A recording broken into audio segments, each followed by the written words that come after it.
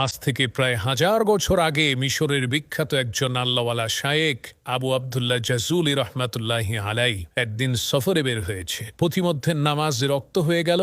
এখন ওযু করার জন্য তো পানির প্রয়োজন। পানি যদি না পাওয়া যায় তাহলে তায়াম্মুম করার বিধান আছে, কিন্তু প্রথমে পানি তো খুঁজতে হবে। তো আবু আবদুল্লাহ জাজুলি রহমাতুল্লাহি আলাই তিনি পানি খুঁজতে আরম্ভ করলেন। খুঁজতে খুঁজতে তিনি একটা কূপ পেলেন। সেই কূপের মধ্যে চেয়ে দেখলেন কূপের নিচে টলটলা পরিষ্কার পানি আছে, কিন্তু দুঃখের বিষয় সেই কূপের আশেপাশে কোনো বালতি নেই। তখন আবু আবদুল্লাহ জাজুলি দেখতে পান ওই কুয়া থেকে একটু দূরেই একটা ঘর রয়েছে, আর সেই ঘরের ছাদের উপরে ছোট একটা বাচ্চা মেয়ে খেলা করছে। তখন তিনি ওই বাচ্চা মেয়েকে ডেকে বললেন, মাগো, নামাজে রক্ত হয়ে গেছে, আমি একটু উযু করে নামাজ পড়ব।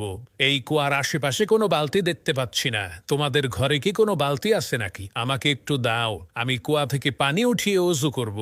তখন সেই মেয়ে জিজ্ঞেস করল, মানে আনতা আইয়ুহাল মুসাফির, হে পথিক, আপনি কে, আপনার পরিচয় কি? তখন তিনি পরিচয় দিয়ে বললেন, আমি হচ্ছি আবু আবদুল্লাহ জাজুলি। মেয়েটি তখন বলল, হায় আফসোস, আপনি হচ্ছেন আরবের সবচাইতে নামকরা বিখ্যাত শায়েখ।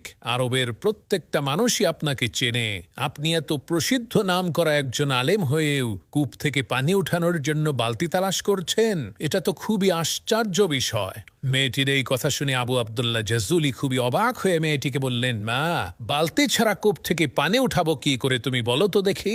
এই কথা শুনে মেয়েটি ওই কূপের মধ্যে থুতু মেরে দিল, আর সাথে সাথে আল্লাহ তাআলার কুদরতে ওই কূপের পানি উতলে উপরের দিকে উঠা শুরু করে দিল।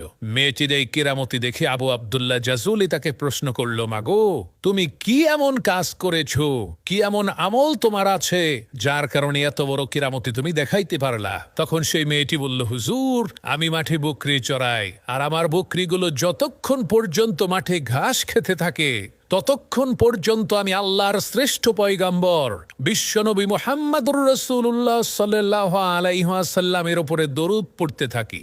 সুবহানাল্লাহ।